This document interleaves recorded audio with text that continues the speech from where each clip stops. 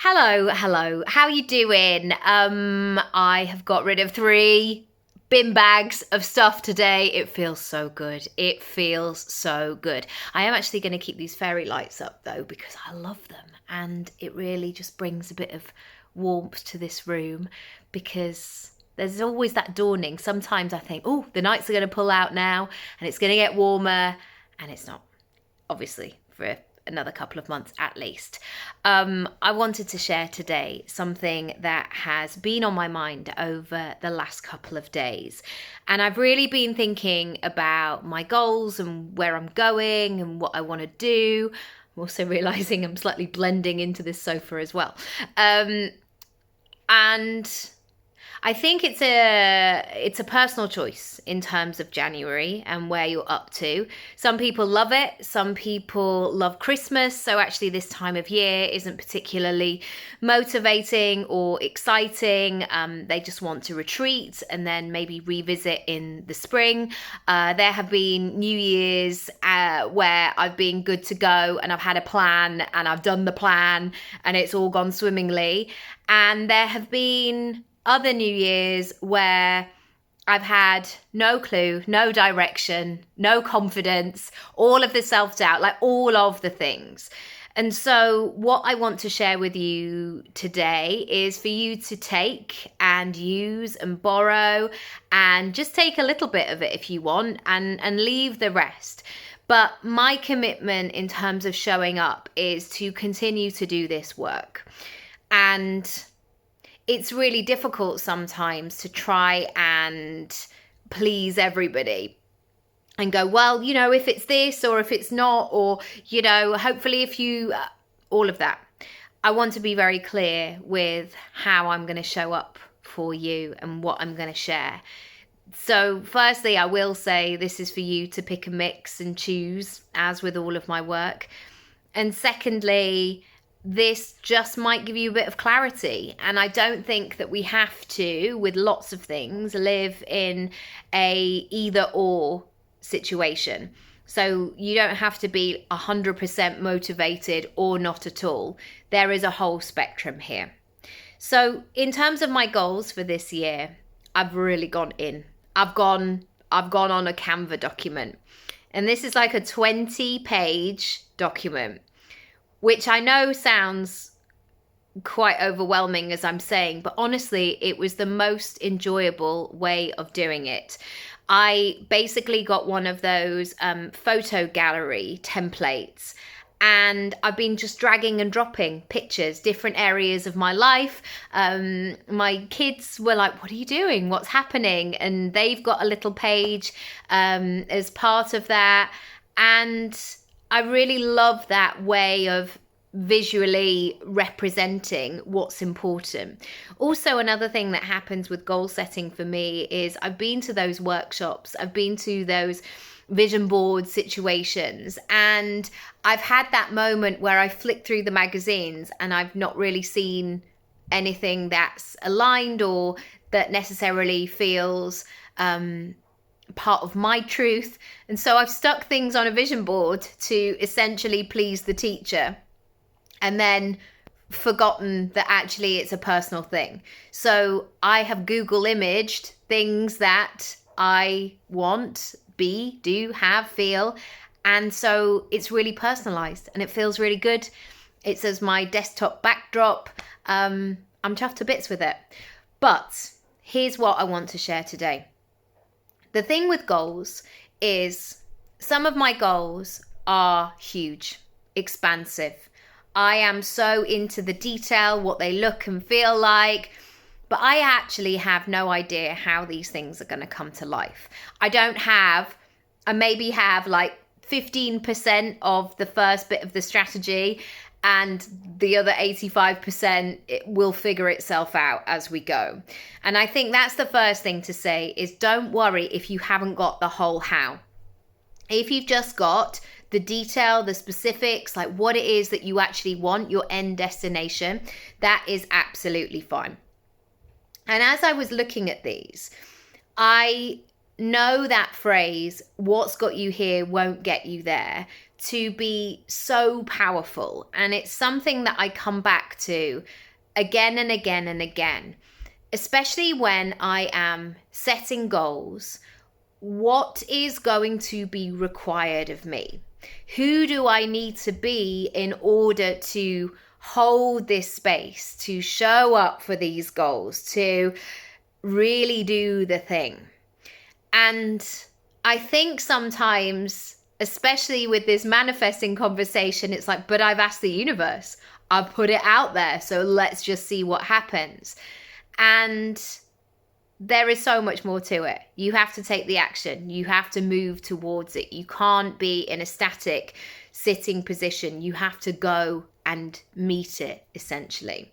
I always use this example that you can arrange to meet a friend for a coffee, but until you leave your house and actually go and drink the coffee with your friend in the cafe, it doesn't happen. Very simplistic, but hopefully, excuse me, hopefully it works for you. Okay. Get the cough out. All right. Here are my follow-up lists after I looked at my goals. And they started with, so therefore, ... What's in and what's out. And today I'm going to circle back to me sharing that I got rid of 3 bin bags of stuff.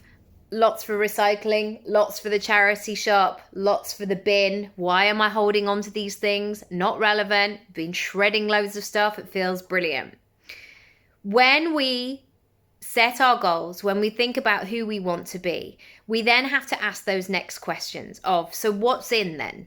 What will then fit in with this new version of me, these goals, this person that I'm becoming, and what is out? Now, the idea that these things are just going to fall away and become a reality overnight is a myth, and sometimes like overwhelming, like, well, how am I going to figure out all of this by midnight?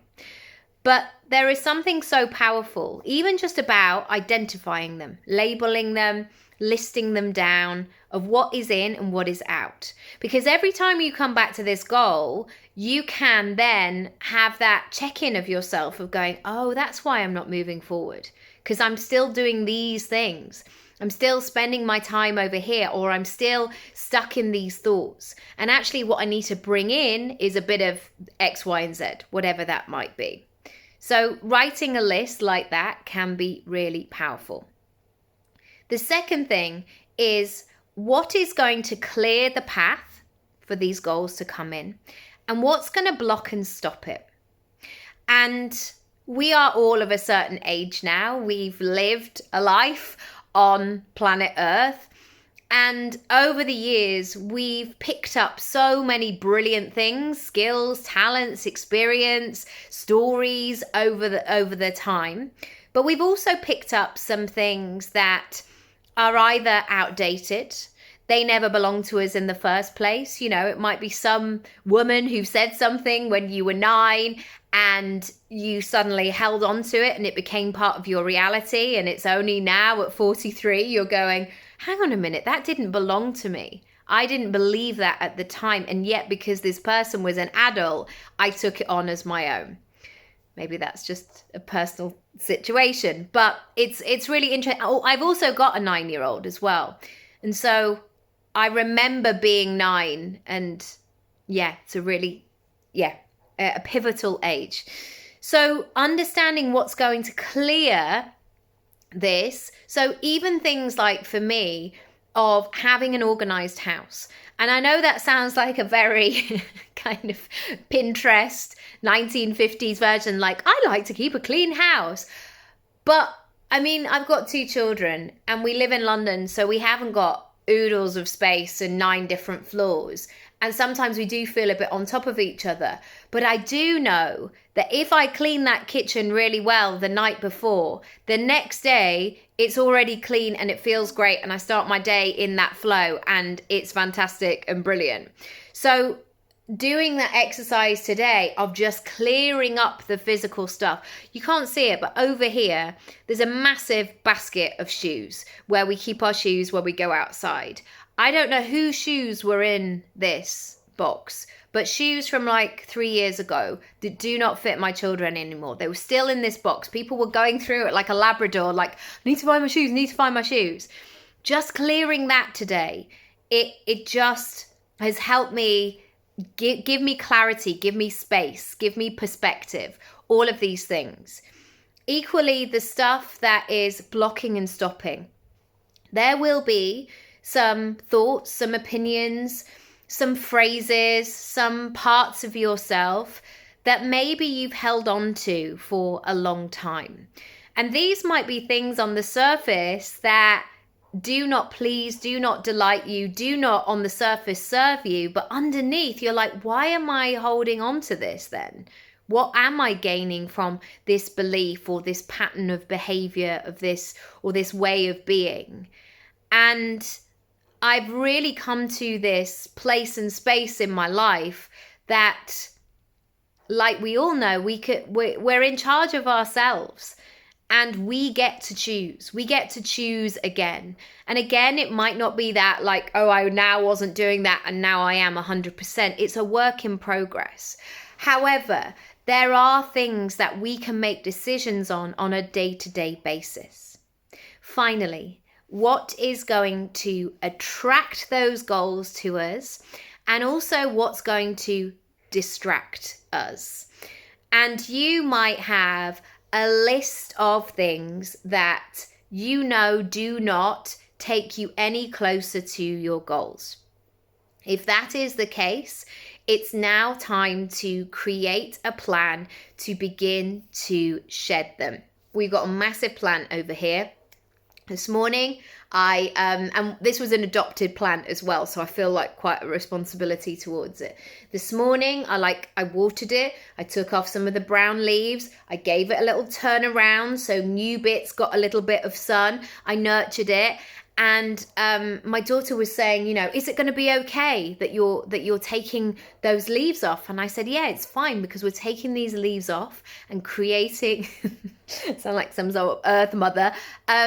We're creating space for the new leaves to come in.